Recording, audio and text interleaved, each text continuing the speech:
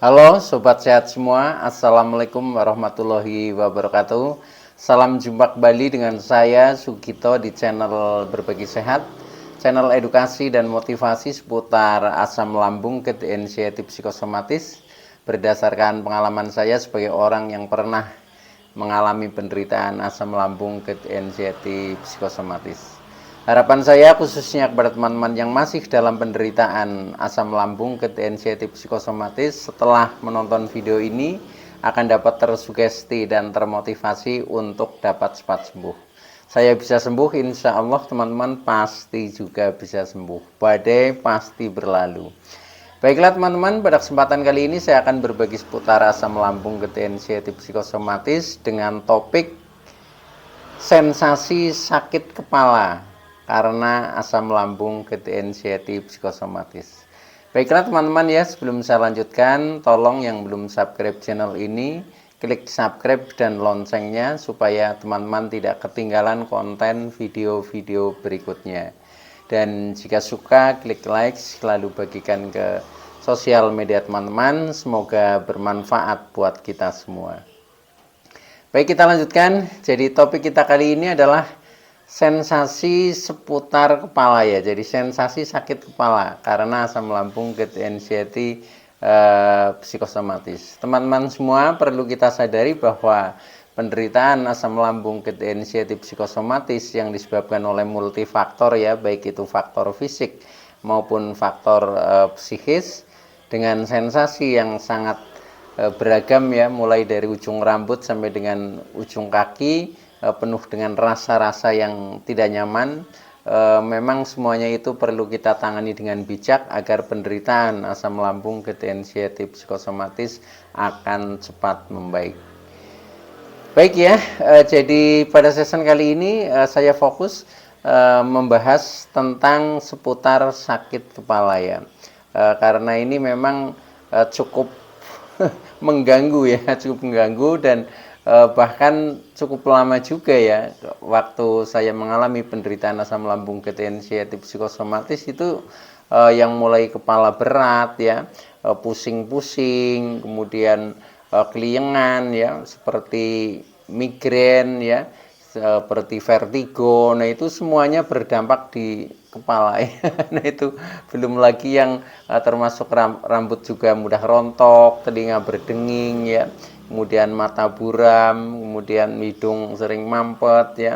Nah itu rasa-rasa di seputar kepala ya, termasuk sampai dengan leher yang kaku ya, sampai dengan pundak ya, tensi yang kadang naik menjadi tinggi. Nah ini apa ya, ya memang sensasi-sensasi yang sebenarnya sih wajar bagi penderita asam lambung, kit anxiety psikosomatis, karena hampir semua penderita itu ya merasakan hal-hal seperti itu ya, walaupun kadang ada sedikit perbedaan, itu juga wajar ya, karena memang daya tahan kemudian sensitivitas tubuh itu juga kadang berbeda ya, tetapi secara garis besar kita sebenarnya sama ya.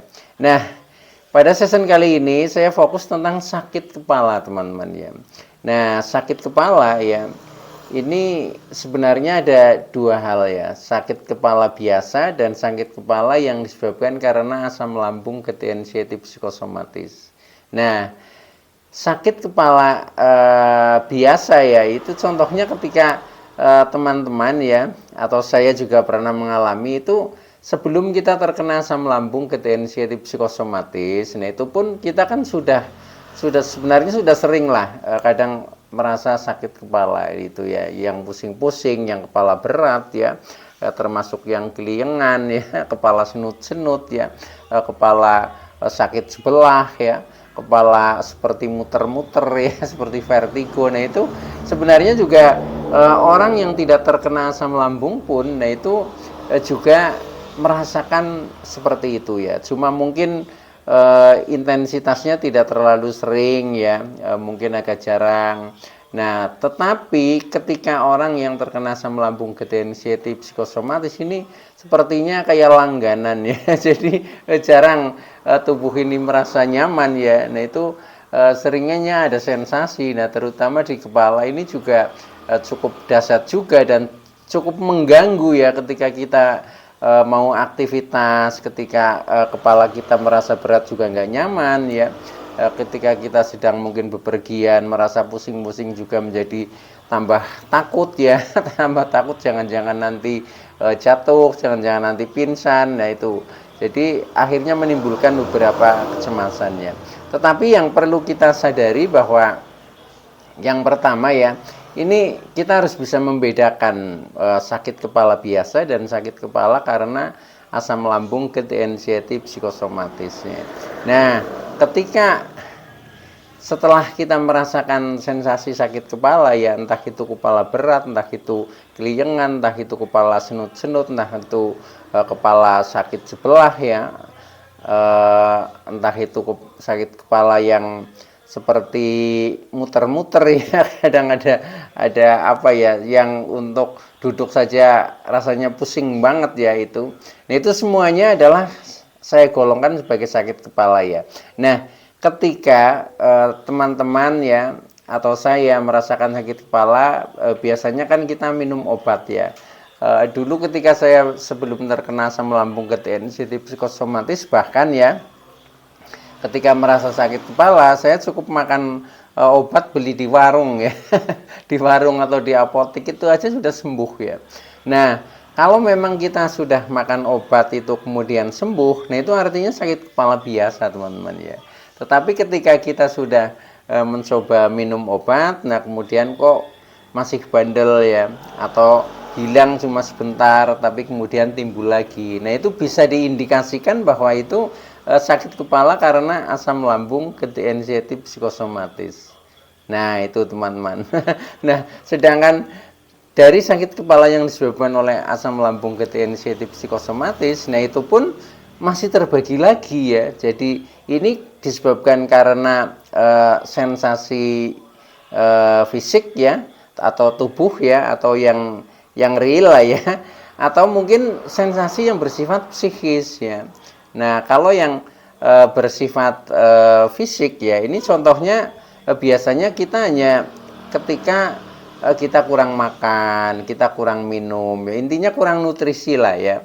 Nah itu kadang menimbulkan pusing-pusing ya, atau sakit kepala. Nah ketika makannya sudah dicukupi ya, mungkin pagi juga sudah sarapan, kok sudah menjelang agak siang sudah pusing. Nah ini bisa jadi karena faktor makanan masih kurang. Nah kemudian kita tambah lagi mungkin ya, makan lagi. Nah setelah makan lagi kok juga masih pusing ya. Kemudian mungkin kurang minum ya. Nah, setelah kita tambah minum sembuh. Nah itu berarti ya karena faktornya hanya kurang nutrisi saja ya. Tetapi ketika kita sudah mencoba makan cukup, minum cukup, juga masih bandel, nah ini bisa juga faktornya dari psikis teman-teman. Nah, faktor dari psikis contohnya yaitu tentang anxiety dan psikosomatisnya ya, bisa jadi karena pusing-pusing atau sakit kepala itu karena kecemasan kita yang tinggi ya, kita merasa cemas, kita merasa khawatir, merasa was-was ya, atau mungkin merasa ketakutan dan sebagainya ya. Nah, itu kadang menimbulkan sakit kepala juga ya. Tetapi bisa juga karena psikosomatik kita ya, karena pikiran kita ya, karena beban pikiran lah istilahnya ya. Jadi atau banyak pikiran ya, banyak pikiran. Nah kemudian beban perasaan. Nah itu ketika selalu dipikir ya, selalu dipikir. Nah akhirnya pikiran menjadi tegang ya. Nah akhirnya respon tubuh juga menjadi tegang juga. Nah ketegangan di seputar kepala yaitu akhirnya menjadi merasa sakit kepala. Nah artinya itu bisa disebabkan dari anxiety maupun psikosomatisnya teman-teman.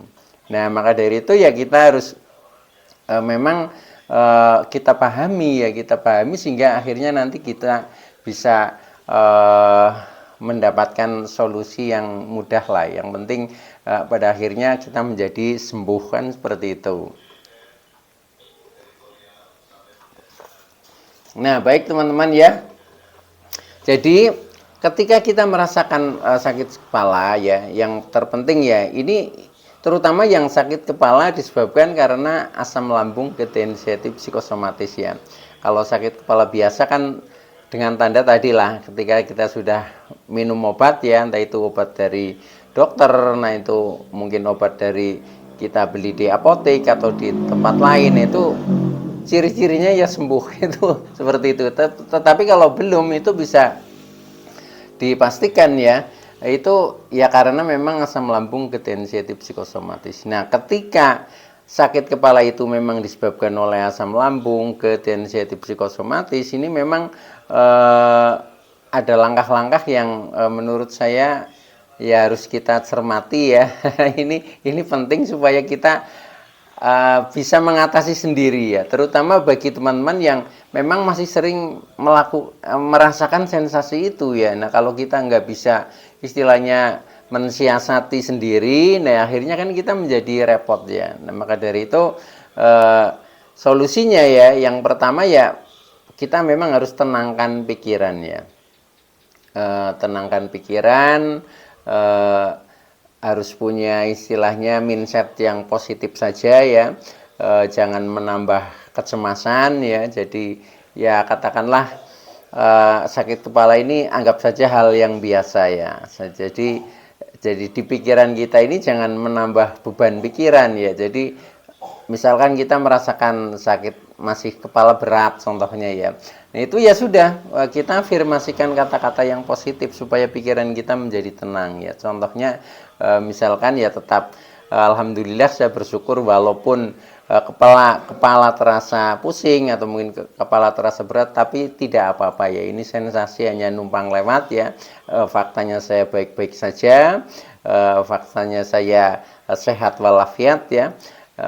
Sakit kepala juga sebentar akan sembuh, misalkan seperti itu ya. Jadi dikuatkan jiwa kita, mental kita. Kalau memang itu disebabkan karena psikosomatik, nanti justru dari afirmasi positif itu, nah akhirnya pikiran kita tenang ya, akhirnya bisa rileks ya, akhirnya tidak tegang, nah akhirnya sakit kepala akan menghilang teman-teman ya.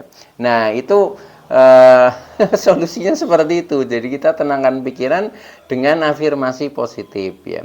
Kemudian biar juga rileks ya, nah kita lakukan pernafasan teman-teman ya. Jadi kita amati nafas kita sendiri. Kadang kita tidak sadar ya, kita bernafas tapi kita seperti tidak menyadari kita bernafas ya. Nah itu maka supaya menjadi jauh lebih rileks, nah kita belajar mengamati keluar masuk nafas ya.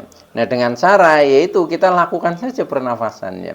Pernafasan misalkan kita hirup pakai hidung, keluarkan pakai mulut, panjang seperti itu. Kalau sudah ini sudah terbiasa ya, ketika kita menghirup perut agak mengembung ya, ketika mengeluarkan ini sampai mengempis ya, makanya keluarkan sebanyak-banyaknya agak panjang, nah supaya habis ya, ini perut sampai mengempis. Nah setelah itu menghirup lagi. Nah ini tekniknya yang mudah ya, itu ketika mengeluarkan ya, nah seperti ini kan kita keluarkan lewat mulut. Nah ini kita bayangkan sedang meniup teman-teman ya, sedang meniup seperti meniup lilin atau meniup korek ya atau apa, itu kan kita meniup. Nah seperti itu saja, itu akan lebih mudah ya. Nah kalau sudah seperti itu sudah terbiasa, nanti tidak harus misalkan keluar itu lewat mulut ya, tapi lewat hidung juga bisa ya. Jadi yang aslinya kita bernafas kan memang alatnya pakai hidung ya, bukan pakai mulut ya. Nah itu jadi bisa keluar masuknya lewat hidung. Contohnya seperti ini, menghirup ya, kemudian keluar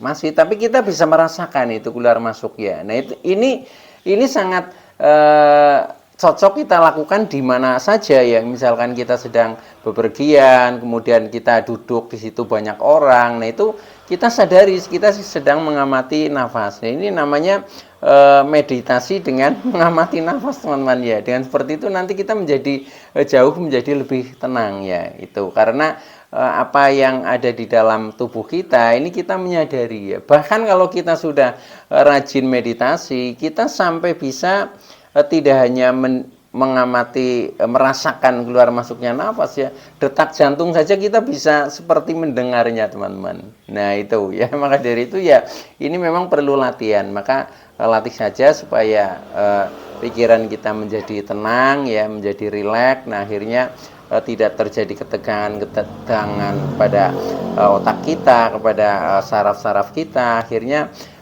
tubuh juga jauh menjadi lebih santai ya, menjadi lebih rileks. Nah akhirnya pusing-pusing itu pun juga akan menghilang teman-teman ya. Itu, nah itu solusinya yang pertama. Kemudian yang kedua, kita usahakan ya, ini adalah makan dan minum yang cukup ya. Karena apa?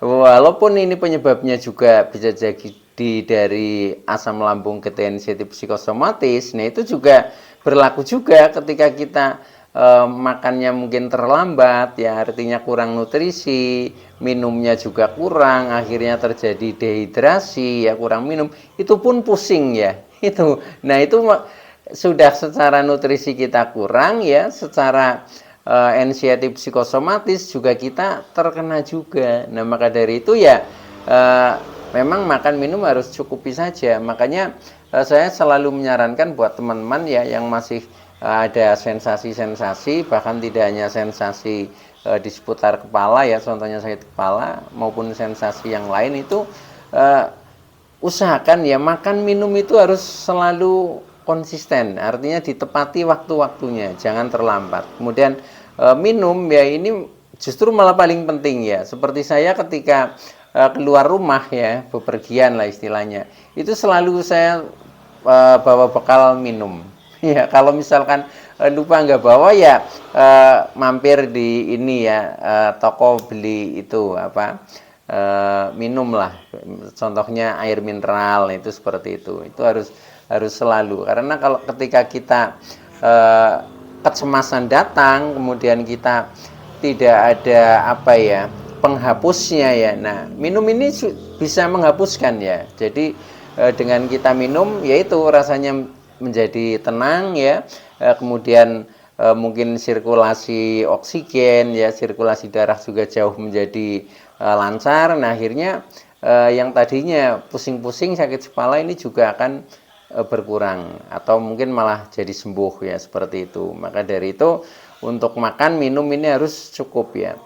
Pernah juga saya karena terlambat makan ya sudah itu akhirnya pusing sekali kepala ya, seperti itu. Tapi setelah kita makan ya, kemudian makan minum cukup, nah akhirnya menghilang juga ya itu. Jadi memang penderitaan asam lambung ketensiatif psikosomatis ini yang hubungannya dengan makan dan minum ini harus selalu konsisten menurut saya, jangan sampai terlambat ya.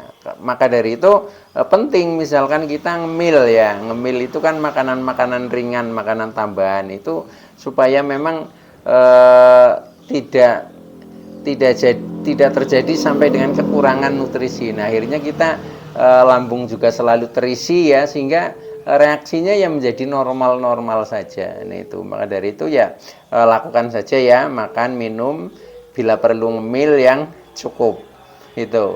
Nah itu.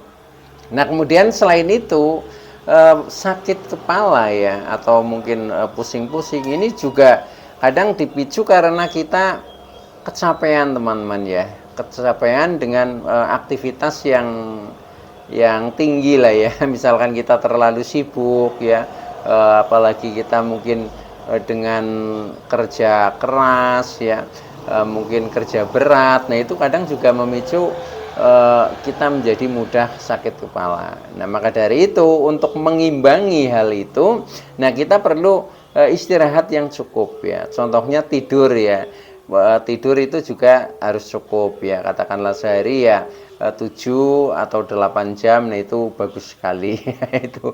Nah dengan seperti itu maka biasanya orang yang tidurnya cukup juga di pagi hari itu merasa lebih fit ya, merasa lebih segar ya, karena memang istirahat ini penting bagi kita sebagai penderita asam lambung ketensiatif psikosomatis. Jadi intinya jangan kecapean ya. Nah kemudian bisa juga ini sebagai termasuk terapi penyembuhan ya, ketika kepala kita sering merasa sakit kepala, merasa pusing-pusing, itu saya itu tidur dengan posisi kaki lebih tinggi teman-teman ya. Jadi bisa kaki itu di misalkan kasih bantal ya 2 atau berapa itu bisa, usahakan kakinya diangkat agak tinggi ya. Ini juga membantu ya, membantu akhirnya yang kebiasaan kita ini kepala berat ya, sakit kepala itu juga lama-lama kan sembuh teman-teman ya, dengan teknik itu tidur dengan posisi kaki lebih tinggi ya. Ya terserah lah teman-teman bagaimana caranya untuk bisa mengangkat kaki lebih tinggi, atau mungkin disandarkan ke kursi atau mungkin ke tembok dinding ya, terserah ya. Yang penting itu bentuknya kaki menjadi lebih tinggi, tidak usah terlalu lama ya. Misalkan kalau mau tidur ya, ya katakanlah setengah jam melakukan seperti itu. Itu karena dengan posisi kaki lebih tinggi ini aliran oksigen, aliran darah yang menuju ke otak ya, ke kepala itu jauh menjadi lebih lancar teman-teman. Dengan seperti itu maka ya sakit kepala, pusing-pusing itu juga akan berkurang itu. Nah, itu lakukan itu juga baik juga ya dan itu mudah itu. Nah, selain itu ketika kita merasakan sakit kepala ya, itu kadang sebagai solusi juga ya, saya kadang pijit-pijit ya. Pijit-pijit kepala, misalkan yang sakit di bagian mana ya? Seringnya kan di sebelah sini ya. Nah, ini kita pijit-pijit seperti ini. Ya kadang kita pijit sendiri ya, pijit sendiri juga nggak masalah ya, pakai ibu jari seperti ini juga bisa ya. Kalau sakitnya di sebelah sini ya pakai yang sini, itu seperti itu. Kadang sakit di sini ya, agak di atas, ya pokoknya lakukan saja lah, usahakan seperti itu kita pijit-pijit. Atau kalau misalkan kita posisinya sedang bepergian atau sedang duduk di mana seperti itu juga bisa juga kita pijit-pijit ya. Ini juga akan menghilangkan sakit kepala ya. Walaupun kita mijitnya tidak di kepala, tapi di tangan teman-teman. Yaitu di sini nih, di bawah. Ini kan ibu jari ya. Nah, lurus ke bawah. Nah, di sini nih. Di sini tekan saja. Ini kalau memang sedang pusing-pusing kepalanya ini terasa sakit ya, seperti ini. Nih. Nah, ini. Nah, kalau tidak sakit kepala ini biasanya nggak sakit sini ditekan ya, tapi kalau sakit kepala ini agak sakit ya, jadi ditekan agak keras ya. Nah, ini juga nanti setelah ini cukup ya, katakanlah lakukan sampai 5 menit lah ya, 5 menit terus seperti ini. Pertama dari pelan dulu ya, pelan dulu, kemudian tambah keras. Kalau agak capek ya agak berhenti sebentar, kemudian kita lanjutkan lagi, yaitu ini nanti tahu-tahu ini di kepala ini menjadi lebih enteng rasanya ya, lebih enteng, jadi akhirnya tidak sakit lagi. Biasanya saya kalau menekannya pakai ibu jari seperti ini mudah sekali kayak gini, bisa lebih keras ya itu. Tapi pokoknya bagian sini nih yang tekan. Nah, itu juga sering saya lakukan dan ternyata juga membantu teman-teman ya untuk menghilangkan sakit kepala. Nah, kemudian solusi yang lain juga bisa juga, misalkan kita gosok-gosok pakai minyak angin lah ya, pakai minyak angin, bisa biasanya di sini ya, dari ke sini, terus di sini di belakang telinga. Nah, itu juga akan membantu mengurangi juga itu. Nah, itu beberapa tip ya, beberapa tip selain obat misalkan ya, yang harus kita lakukan terutama di saat kita mengalami sensasi tentang sakit kepala. Nah, kemudian yang terakhir ya, kalau memang sakit kepala itu hubungannya dengan anxiety, psikosomatis ya, itu kan hubungannya dengan kejiwaan kita ya. Nah, itu memang kita usahakan sering melakukan refreshing teman-teman.